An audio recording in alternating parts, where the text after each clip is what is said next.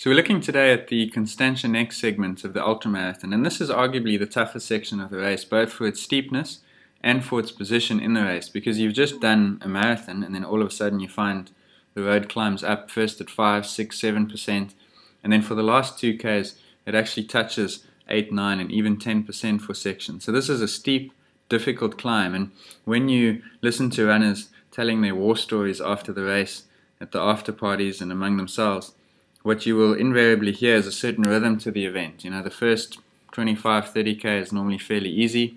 Then they hit Chapman's Peak, which is just beautiful and amazing, inspiring, and normally fairly comfortable.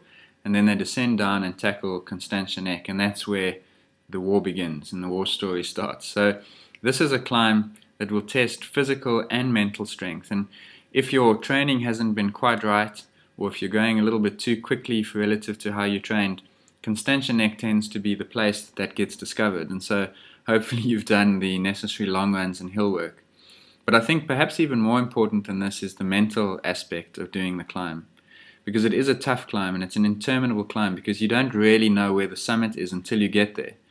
And so mentally the temptation is that you become negative, you start doubting what you're capable of, and you start talking to yourself negatively. And that's why it's so important to stay in the moment and stay what I would call above the line. Don't allow that negative self-talk to develop.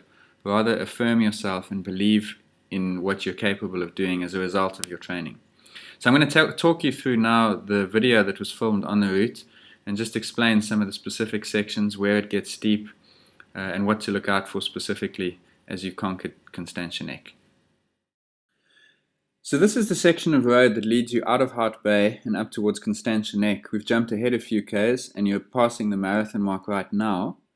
You'll get some really good crowd support here, which helps because this is where the race starts to get a little tougher. Having hurtled down Chapman's Peak, suddenly you find yourself going in the other direction, and even though it's not particularly steep at 2 to 4%, there's enough of a climb here to tell your legs that you're in for a tough last 14 Ks, and this is where all those many hours of training will start to pay off for you.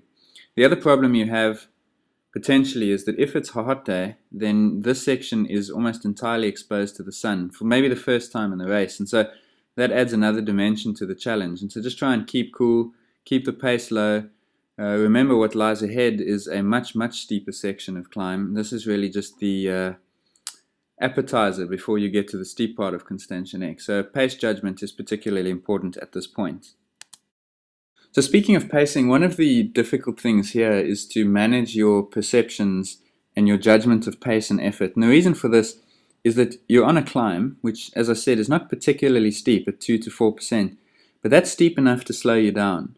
And so if you're running for a specific pace, what you'll find is that running that speed, say 6 minutes a K, will feel a lot more difficult than usual, or you'll slow down and you might start panicking, thinking like, I'm not on a particularly steep hill at this moment, so why am I slowing down as much as I am? And I think it's important to recognize that this is part of the climb and you will slow down, and so the way you allocate your effort is really important. And I've said this many times in all these clips, but the keys are patience and control. Save your energy for a little bit later, because this tree on the left now is where the steepness starts to kick up. There are 2Ks to go to the summit, and you will be touching gradients of 9, 10, even 11% for the next 2K. And so it's important mentally that you stay above the line at this point. Continue to speak positively to yourself, stay in the moment, settle on what you think is a comfortable and achievable rhythm and pace for yourself to get to the summit, and try to deal with it minute by minute and step by step without getting too far ahead of yourself and allowing that negative talk to enter into your mind. I think having done the training, you must now access all that training and experience in order to conquer this section.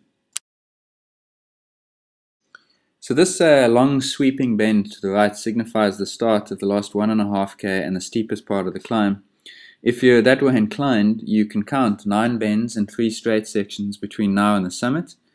And Constantia Nek really from this point on is an interminable climb because it's steep and it's difficult and you'll feel like it's never going to end. And that's because you never really get a sense for where the summit is until you are basically on top of it. And that's why it's so important that you stay in the moment and that you keep yourself above the line. Stay positive and don't allow negative self-talk to creep into your thoughts. In terms of how you run it, it's important to just stay loose and stay relaxed. Concentrate on keeping your cadence nice and high and your strides nice and short so that you can develop a rhythm that allows you to just take it minute by minute until you get to the top. Once you leave behind those very tight bends and the dense tree cover, you'll be out onto these longer, straighter sections of road, and this is where you know that the worst is behind you.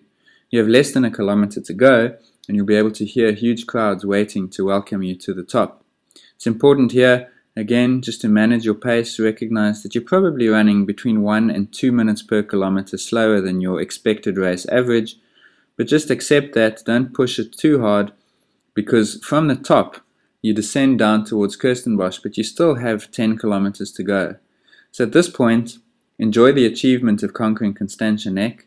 Let yourself be carried along by the amazing support of the crowd and the music being played by the bands, and then gather yourself at the top for what is a fairly tough last 10 kilometers that has a few undulations and probably needs to be treated with enough respect that you can't go charging down this hill, which is probably the temptation if you're feeling good. So that's Constantia Nek. It's a tough climb, and there's really no way to disguise the fact and to tap dance around the fact that Constantia Nek is a challenge, and it's probably going to be the toughest part of your day. But I think that's something that you should probably try to embrace. Again, from a mental point of view, I spoke about staying positive and staying above the line. I think part of that is to actually embrace the challenge, because you're doing 2 oceans because of the challenge, and the fact that Constantia Nek is part of it only makes your performance and your eventual achievement all the more special. So again, from a physical point of view, it's the training you've done that you're going to need, but from a mental point of view, it's the ability to stay in the moment and to stay above the line and to not let that negative self-talk drag you down more than gravity is and the gradient is, and that's what's going to make you successful on Constantia Nek. Next time we're going to have a look at the section that takes you down from the neck towards Kirstenbosch. Fairly tricky section, undulating with a strong camber the whole way pretty much. And so join me then and we'll talk through some of the challenges you'll face then.